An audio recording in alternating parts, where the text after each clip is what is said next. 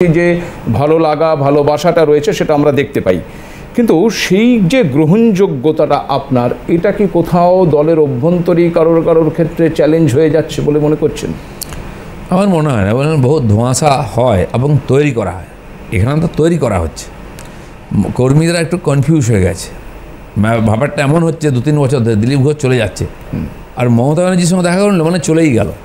কিন্তু মমতা ব্যানার্জির সঙ্গে বহু জায়গায় প্রোগ্রামে দেখা হয়েছে আমার, সে রাজভবনেও দেখা হয়েছে, অন্য প্রোগ্রামে না। উনি কখনো বলেছেন দিলীপ বাবু বিজেপিতে আসুন, উনি বলতেন টিএমসিতে উনি বলেছেন যে চা খেতে আসুন, আমি সময় পেলে যাব। অনেক দিলীপ ঘোষকে টিএমসিতে ডাকার মতো হিম্মত কারণে, কারণ ওরা জানে। কিন্তু আমার পার্টিতে যারা নব্য বিজেপি হয়ে গেছে, তাদের যারা একাধিকবার পরিবর্তন করেছে, তাদের কাছে নীতি আদর্শ বা এই ধরনের সেন্টিমেন্টটা কম। সংযোগবশত আমাদের পার্টি যারা বাড়িয়েছে সেই যুবক কর্মীরা, কাঁচা চুল, তারা সব ইমোশনাল বেশি, পলিটিক্যাল কম। সেজন্য বহু ইলেকশন আমাদের সমর্থন থাকা সত্ত্বেও, শক্তি থাকতে আমরা জিতে পারিনি। পঞ্চায়েতে, বিধানসভায়, মিউনিসিপ্যালিটি তারা কায়দা করে জোর করে জিতে নিয়েছে, আমরা পারিনি চালাতে, বারবার হয়েছে।